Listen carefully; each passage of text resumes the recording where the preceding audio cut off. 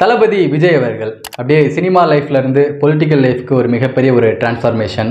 So தமிழக வெற்றி கழகம் அப்படின்ற ஒரு கட்சி அவர் அனௌன்ஸ் பண்ணதுலேருந்து இவரால் பொலிட்டிக்கல் லைஃப்பில் வந்து சர்வை பண்ண முடியுமா, பொலிட்டிக்கல் லைஃப்பில் வந்து சாதிச்சிருவாரா, சினிமாவில் கொடிக்கட்டி பறந்த மாதிரி அரசியல் இவர் வந்து கொடிக்கட்டி பறப்பாரா அப்படின்னு சொல்லிட்டு பல பேருக்கு வந்து மிகப்பெரிய கேள்விகள் அப்படின்றது முன் வச்சுக்கிட்டே வந்துட்டு இருந்தாங்க. ஸோ அந்த வகையில் இப்போ வந்து ரீசெண்டாக 10th and 12th ஸ்டூடெண்ட்ஸ் யாரெல்லாம் வந்து அதிக அளவில் மதிப்பெண் எடுத்திருக்காங்க, நல்ல மார்க் ஸ்கோர் பண்ணியிருக்காங்களோ, ஸோ அவங்க எல்லாத்தையுமே வந்து சென்னையில் ஒரு இடத்துல கேதர் பண்ணி அவங்களுக்காக ஒரு ஃபங்க்ஷன் நடத்தி அவங்களுக்கு வயிறார சாப்பாடு போட்டு அவங்களுக்காக ஒரு அவார்டு கொடுத்து எல்லாத்தையும் என்கரேஜ் பண்ணுறதுல விஜய் வந்து ஒரு மிகப்பெரிய ஒரு பங்களிப்பு வந்து அளிச்சுக்கிட்டு இருந்தார். ஸோ அது வந்து இன்னைக்கு மட்டும் கிடையாது, இப்போ அங்கே நடந்துட்டு இருக்குது. இன்னைக்கு மட்டும் கிடையாது, போன வருஷமும் இதை வந்து அவர் பண்ணிட்டு தான் இருந்தார்.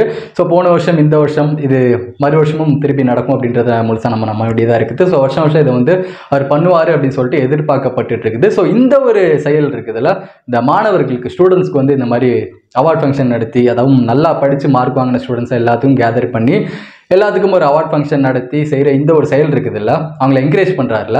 ஸோ இந்த ஒரு செயல் அப்படின்றது வந்து தளபதி விஜய் அவர்களுக்கு வந்து ஒரு மிகப்பெரிய ஒரு புகழை உண்டாக்கி கொடுக்குது. அது படத்தை தாண்டி பொலிட்டிக்கல் லைஃப்பில் அரசியல் வாழ்க்கையில் வந்து இது மிகப்பெரிய ஒரு அடித்தளமாக இந்த ஒரு செயல் அவருக்கு அமையுது அப்படின்னு சொல்லிட்டு பல பேரால் அவர் வந்து பாராட்டுகள் பட்டுட்டு இருந்தார். பல பாசிட்டிவ் ரிவ்யூஸ் அப்படின்றது இந்த ஒரு விஷயம் மூலிமா அவருக்கு வந்து கிடச்சிது. அகைன் பாசிட்டிவ் ரிவ்யூஸ் அப்படின்னு சொல்லும்போது வந்து படத்தில் பாசிட்டிவ் ரிவ்யூஸ் வாங்கினதை தாண்டி இப்போ ரியல் லைஃப்பில் பொலிட்டிக்கல் வைஸாக ஒரு ரியல் ஹீரோவா பாசிட்டிவ் ரிவ்யூஸ் வாங்குறாரு, ரியல் லைஃப்ல ஒரு நல்ல மனிதரா பாசிட்டிவ் ரிவ்யூஸ் வாங்கிட்டு இருக்காரு அப்படின்னு சொல்லும்போது கேட்கறதுக்கே ரொம்ப சந்தோஷமா இருக்குது. ஸோ அந்த வகையில் இந்த ஸ்டூடெண்ட்ஸ்க்காக நடத்துற இந்த ஒரு ஃபங்க்ஷன் அப்படின்றது அவரோட அரசியல் வாழ்க்கையில மிகப்பெரிய ஒரு அடித்தளமா அவருக்கு வந்து அமைஞ்சிருக்குது. அது மூலயமா நிறைய பாராட்டுகள் ரியல் லைஃப்ல இப்போ வாங்கிட்டு வராரு அப்படின்றது ஒரு பக்கம் இருந்தாலுமே வந்து இன்னொரு பக்கம் யாரோ செய்யற ஒரு தப்புனால வந்து தளபதி விஜய் அவர்களுக்கு வந்து ஒரு மிகப்பெரிய ஒரு கெட்ட பேர் உண்டாகுது அப்படின்னு சொன்னா அவங்களால நம்ப முடியுமா? எஸ், சினிமா லைஃப் வேற, அரசியல் லைஃப் வேற அப்படின்றது வந்து இந்த இடத்துல தான் நானா இருக்கட்டும், நீங்களா இருக்கட்டும், எல்லாருமே புரிஞ்சுக்கக்கூடிய ஒரு விஷயமா இருக்குதுன்னு நினைக்கிறேன். இன்க்ளூடிங் தளபதி விஜய் அவர்களா இருக்கட்டுமே, அவரும் புரிஞ்சுக்க வேண்டிய ஒரு விஷயமா இருக்கும்னு நினைக்கிறேன். சினிமா லைஃப் வேற, பொலிட்டிக்கல் லைஃப் வேற அப்படின்றத வந்து இந்த ஒரு சம்பவம் வந்து சிறப்பாக எடுத்துக்காட்டுதுன்னு நினைக்கிறேன். இப்போ சினிமா லைஃப்ல நீங்க பார்த்துக்கிட்டீங்க அப்படின்னா, அவர் ஹீரோவா இருக்கிறாரு, அவர் ஒரு படத்தில் நடிக்கிறாரு, அந்த படத்தை வந்து ஒரு டேரக்டர் டைரக்ட் பண்றாங்க, ஒரு ப்ரொடியூசர் வந்து பணம் போட்டு ப்ரொடியூஸ் பண்றாரு, அந்த படம் வந்து ரிலீஸ் ஆகுது. அப்படி ரிலீஸ் ஆகும்போது விஜய் அவர்களோட ரசிகர்களா இருக்கட்டும், இல்லை அந்த டேரக்டரோட ரசிகர்களா இருக்கட்டும், எல்லாருமே வந்து அந்த படத்தை சார்ந்து ஏதாச்சும் ஒரு தப்பு பண்ணிட்டாங்க, அட்ராசிட்டி பண்ணிட்டாங்க. உதாரணத்துக்கு வந்து தியேட்டர் வெளியே பேனர் வச்சுட்டாங்க, அது சப்போஸ் வந்து கீழே உடஞ்சி விழுந்துருச்சு அப்படின்னு சொல்லும்போது வந்து அது அந்த படத்தை பாதிக்குமா அப்படின்னு கேட்டீங்கன்னா பாதிக்க போறது கிடையாது. அது அந்த ரசிகர்கள் செஞ்ச தப்பு, அதுக்கும் படத்தோட ஹீரோக்கும் படத்தோட டேரக்டருக்கும் படத்தோட ப்ரொடியூசருக்கும் எந்த ஒரு சம்மந்தமும் இருக்க போறது கிடையாது. By the end of the day வந்து அந்த ரசிகர்களுக்கும் அந்த தியேட்டர்களுக்கும் மேலதான் வந்து கெட்ட பேர் உண்டாகுமே தவிர, அதை தாண்டி வந்து அந்த படத்தை தயாரிச்ச ப்ரொடியூசருக்கா இருக்கட்டும், இல்லை அந்த படத்தை டைரக்ட் பண்ண டேரக்டருக்கா இருக்கட்டும், இல்லை ஹீரோக்கா இருக்கட்டும், ஹீரோயினுக்கா இருக்கட்டும், எந்த ஒரு கெட்ட பேரும் வரப்போறது கிடையாது. அது அந்த ரசிகர் செஞ்ச அங்க ஒரு தப்பு அப்படின்றது அந்த ரசிகரோட முடிஞ்சு போயிடும். அது சினிமா லைஃப் கரெக்டா. பட் பொலிட்டிக்கல் லைஃப், அரசியல் லைஃப்ல நீங்க வந்துட்டீங்க அப்படின்னு பாத்தீங்கன்னா, ஏதோ ஒரு ரசிகனா இருக்கட்டும், இல்ல தொண்டனா இருக்கட்டும், யாரு சின்ன ஒரு தப்பு செஞ்சாலுமே அது அந்த அரசியல் கட்சியோட தலைவரை தான் பாதிக்கும் கரெக்டா, அது அந்த அரசியல் கட்சியோட பேர் தான் பாதிக்கும் கரெக்டா. அந்த ஒரு சம்பவம் தான் எக்ஸாக்ட்லி இங்க நடந்திருக்கு. என்ன நடந்திருக்கு அப்படின்னு பாத்தீங்கன்னா, இப்ப ரீசெண்டா வந்து தளபதி விஜய் அவர்களோட பிறந்த நாளை முன்னிட்டு வைக்கப்பட்ட ஒரு மிகப்பெரிய ஒரு பேனர் கட் அவுட் இருக்குதுல்ல. ஸோ விஜய் அவர்களோட போட்டோ போட்டு பிறந்த நாளை முன்னிட்டு அவருக்கு வாழ்த்து தெரிவிக்கிற மாதிரி மிகப்பெரிய சைஸ்ல வந்து பேனர் கட் அவுட் வந்து ஒரு ரோட்டோரமா வச்சிருக்காங்க, கம்பெல்லாம் கட்டி. ஸோ அந்த பேனர் வந்து உடஞ்சி கீழே விழுந்திருக்கு. அது சாதாரணமா விழல, அப்படி விழும்போது வந்து அந்த இடத்துல ஒரு பையனும் நடந்து போயிட்டு இருக்கிறான், அவன் மேலேயே அந்த பேனர் அப்படின்றது வந்து சரிஞ்சு விழுந்திருக்குது. ஸோ அந்த ஒரு சம்பவம் அப்படின்றது இப்போ ரீசெண்டாக சிசிடிவி கேமரா ஃபுட்டேஜில் வந்து பதிவு பண்ணப்பட்டிருக்கு. ஸோ அந்த ஒரு சம்பவத்தை வச்சு இப்போ தமிழக வெற்றி கழகத்தோட தலைவரான விஜய் அவர்கள் மேலே வந்து இப்போ ரீசெண்ட் டேஸில் நெகட்டிவ் ரிவ்யூஸும் பேச ஆரம்பிச்சிருக்காங்க. பிறந்த நாள் அன்னைக்கு இந்த மாதிரி கட் அவுட் வச்சு உயிருக்கு ஆபத்து விளைவிக்கிற அளவுக்கு இந்த கட் அவுட் தேவையா அப்படின்னு சொல்லிட்டு பல தரப்பினரும் வந்து இப்போ நெகட்டிவாக விஜய் அவர்களை பற்றி பேசிட்டு இருக்காங்க. ஆப்வியஸ்லி அந்த இடத்துல வந்து கட் அவுட் வைக்கணும் அப்படின்னு சொல்லிட்டு தமிழக வெற்றி கழகத்தோட தலைவரான விஜய் அவர்கள் தான் சொல்லியிருப்பாரு அப்படின்னு கேட்டிங்கன்னா கிடையாது. அது அவரோட ரசிகர்கள், அவரோட தொண்டர்கள் வந்து அவர் மேலே இருக்கிற பாசத்தினாலும் அன்பனாலையும் அந்த கட் அவுட்டை வந்து அங்க பிளேஸ் பண்ணியிருக்காங்க.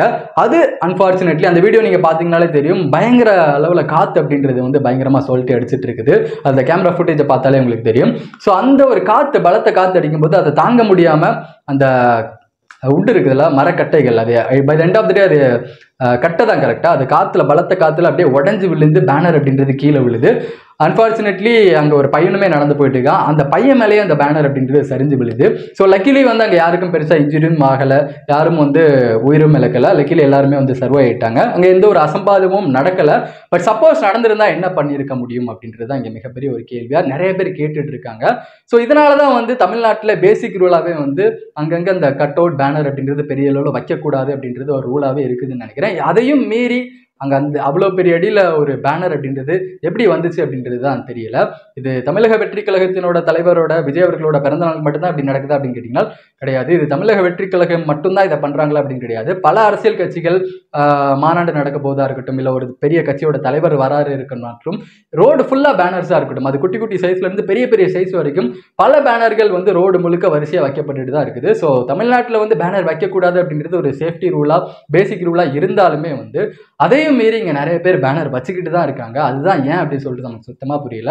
ஸோ இது மூலயமா நான் என்ன சொல்ல வரேன் அப்படின்னு பார்த்தீங்கன்னா, தமிழக வெற்றி கழகத்துக்கு வந்து அவங்களோட தொண்டர்கள் செய்கிற செயலையும் இனிமேல் வந்து பயங்கரமாக நோட் பண்ணுவாங்க அப்படின்றது தான் இங்கே வந்து அதிக லெவலில் பார்க்கக்கூடிய ஒரு விஷயமா இருக்குதுன்னு நினைக்கிறேன். என்னதான் வந்து விஜய் அவர்கள் வந்து இந்த மாதிரி கல்வி விழா நடத்தி மாணவர்கள் எல்லாத்தையும் என்கரேஜ் பண்ணுறாரு, அவங்களுக்கு அவார்டு கொடுக்குறாரு, சாப்பாடு போடுறாரு அப்படின்னு சொல்லிட்டு பல பாசிட்டிவான விஷயங்களை பண்ணி பல பாசிட்டிவ் ரிவ்யூஸ் வாங்கி நல்ல பேர் ஒரு பக்கம் அரசியலில் வாங்கிட்டு இருந்தாலுமே, அதே இன்னொரு பக்கம் வந்து அந்த கட்சியினோட தொண்டர்களாக இருக்கட்டும், இல்லை அவரோட ரசிகர்களாக இருக்கட்டும், அவங்க எல்லாருமே வந்து வெளியே செய்கிற சின்ன சின்ன தப்புகளுமே வந்து இனிமேல் எல்லாராலையும் நோட் பண்ணப்படும் அப்படின்றது வந்து இந்த ஒரு சம்பவம் மூலியமாக நமக்கு ப்ரூஃப் ஆயிருக்குன்னு நினைக்கிறேன். ஸோ இதனால தான் நான் சொல்கிறேன், சினிமா வாழ்க்கை வேற, அரசியல் வாழ்க்கை வேற அப்படின்றது இந்த சம்பவம் அப்படின்றது மிகச்சிறந்த எடுத்துக்காட்டாக இருக்குன்னு நினைக்கிறேன்.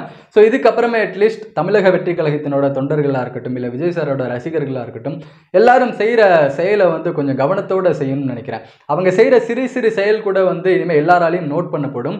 அவங்க செய்கிற சிறு சிறு தப்பு கூட வந்து அந்த கட்சியினோட தலைவரை தான் மிகப்பெரிய அளவில் பாதிக்கும்னு நினைக்கிறேன். தமிழக வெற்றி கழகத்தினோட தொண்டர்களாக இருக்கட்டும், இல்லை தளபதி விஜய் அவர்களோட ரசிகர்களாக இருக்கட்டும், அவங்க யாரும் வந்து வெளியே ஒரு சின்ன தப்பு செஞ்சால் கூட அது ஒட்டுமொத்தமாக தமிழக வெற்றி கழகத்தினோட தலைவரான தளபதி விஜய் அவர்களை தான் பாதிக்கும் அப்படின்றதுல கொஞ்சம் தெளிவாக இருந்துக்கோங்க. ஆப்வியஸ்லி வந்து தளபதி விஜய் அவர்களோட ரசிகர்களாக இருக்கட்டும், அவங்க எல்லாருமே வந்து இப்போ அரசியல் ஃபீல்டில் புதிதாக தான் தொண்டர்களாக வந்து வந்திருக்காங்க. அண்ட் தளபதி விஜய் அவர்களுமே வந்து புதுசாக தான் அரசியல் கட்சி தொடங்கி புதுசாக தான் இப்போ அரசியலுக்குள்ளே வந்திருக்காங்க. ஸோ இந்த சின்ன சின்ன தப்புகளெல்லாம் திருத்தி தான் மிகப்பெரிய லெவலில் அரசியல் கட்சியாக மாற முடியும்னு நினைக்கிறேன். ஸோ அந்த வகையில் தொண்டர்கள் இந்த மாதிரி செய்கிற சின்ன சின்ன தப்பு வந்து அந்த கட்சியோட தலைவரான விஜய் அவர்களோட பேர் தான் வந்து அதிக லெவலில் பாதிக்குது அப்படின்றத மட்டும் தயவு செஞ்சு புரிஞ்சுக்கோங்க. Hope Tamilaga Vettri Kazhagam will notice this and rectify it soon. மற்றபடி Vijay sir is doing a great job அப்படின்றது எல்லாருக்குமே தெரியும். இன்றைக்கி நடக்கிற அந்த கல்வி விழாவாக இருக்கட்டும், அண்ட் அவர் செய்கிற நிறைய விஷயங்களாக இருக்கட்டும், அவரோட பிறந்த நாளுக்கு அவர் செஞ்ச பல விஷயங்களாக இருக்கட்டும், எல்லாமே பொலிட்டிக்கல் லைஃப்பில் ஹி இஸ் கோயிங் குட். இதை பற்றி உங்களோட கருத்து என்ன அப்படின்றத மறக்காமல் கமெண்ட் செக்ஷனில் லீவ் பண்ணிடுங்க. சேனல் இப்போ தான் புதுசாக பார்க்குறீங்க அப்படின்னா மறக்காமல் சப்ஸ்கிரைப் பண்ணிக்கோங்க. இன்னொரு வீடியோவில் நான் உங்களை சந்திக்கிறேன்.